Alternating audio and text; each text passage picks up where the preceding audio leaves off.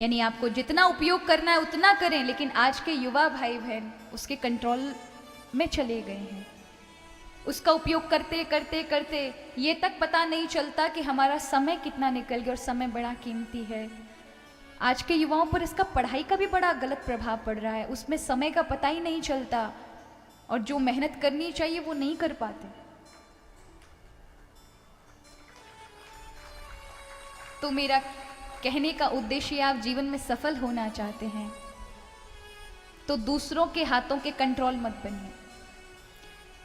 पराधीनते के लिए कहा है, पराधीन सपन्यों सुख नाई, ऐसा शास्त्रों में कहा है। जो दूसरों के अधीन चलता है वो कभी सुखी नहीं रह सकता। अगर आप, ठीक है, विज्ञान आपके अधीन चले, साइंटिस्ट अपने आधुनिक चीजों को बनाएं, अच्छी बात है, मानव के विकास में आगे बढ़ेंगे, लेकिन यही विज्ञान आप पर हावी हो जाए, ये चीजें आप पर हावी हो जाएं, आपको कंट्रोल करें कि आप ऐसे चलें, आपको निर्देश दें, तो फिर एक दिन यही आपके विनाश का कारण बनेगी।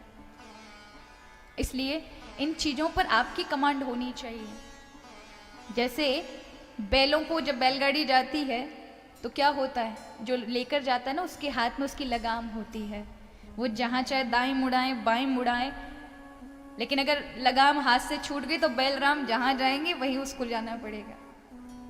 तो वैसे ही है, फोन की लगाम आपके हाथ में होनी चाहिए, कितना उपयोग करना है कितना है। ये चीजें आपको, यही फोन आपको बहुत बड़ा विद्वान बना सकता है, और यही बहुत बड़ा मूर्ख बनाकर आपका जीवन बर्बाद कर सकता है। अब सोचना आपके अधिकार में है। और आजकल मन को बिगाड़ने का सबसे सरल माध्यम तो यही है। इसलिए उपयोग करें, लेकिन एक लिमिट में, एक मात्रा में, जितना आपको चाहिए।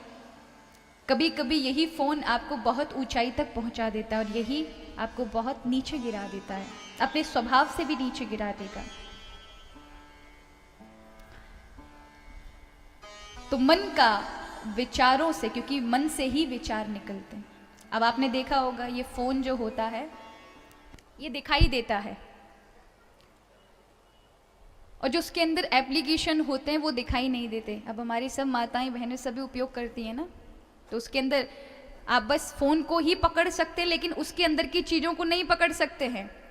उसी प्रकार शरीर को पकड़ा जा सकता है, ये शरीर हार्डवेयर है लेकिन मन सॉफ्टवेयर है। मन को पकड़ा नहीं जा सकता, लेकिन मन की अनुभूति होती है, मन को आप महसूस कर सकते हैं, क्योंकि मन विचार पैदा करता है। कभी कभी लोग पूछते हैं मन कहाँ है, तो लोग यहाँ कहते हैं, क्या कहते हैं, माइंड को मन कहा गया है ना इंग्लिश में, तो क्या कहते हैं, यहाँ ब्रेन है, यहाँ दिमाग है आपका, जो दिखाई देगा, जब जांच करवाओगे तो दिख जाएगा, लेकिन मन जो है ना वो दिखाई नहीं देगा। मन किसको कहा जाता है, कहते हैं ना उसको, मेरा मन नहीं कर रहा जाने का, या मेरा मन आज ठीक नहीं है, ऐसा लोग बोलते हुए सुना होगा, या मैं उसे मन से प्रेम करता था, ऐसा सुना होगा। लेकिन मन कहाँ है, मन के विषय में बहुत कम लोग जानते हैं। मन का नाम ही हृदय है, मन का नाम ही दिल है, मन का नाम ही हृदय है। जिसको हम हृदय कहते हैं उसी का ही दूसरा नाम मन है। प्रेम कहाँ से उत्पन्न होता है, हृदय से। हृदय की भूमिका बहुत बड़ी है, शास्त्रों में मन हृदय को ही कहा गया। आप प्रेम करेंगे, अगर आपका हृदय जहां लगेगा, कहते ना मेरा दिल नहीं लग रहा, यानी मेरा मन नहीं लग रहा, मन का नाम ही हृदय है। और ये हृदय क्या करता है, बोले ये हृदय विचार पैदा करता है। अब आपने देखा होगा, आप कथाएं सुनेंगे तो रात में प्रहलाद ध्रुव जी आएंगे। अगर सारे दिन कथा सुनेंगे तो क्या होगा, रात में वही जो आप कार्य कर रहे हैं, वही विचार पूरी रात आपके पूरे माइंड में घूमेंगे, पूरे मन के विचारों में घूमेंगे।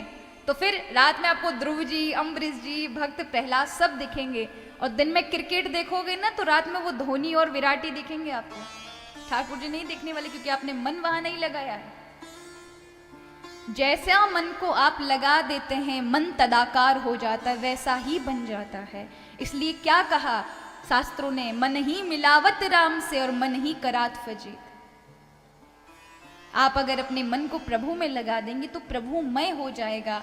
अगर इसे संसार में लगा देंगे फिर इसे संसार ही अच्छा लगेगा।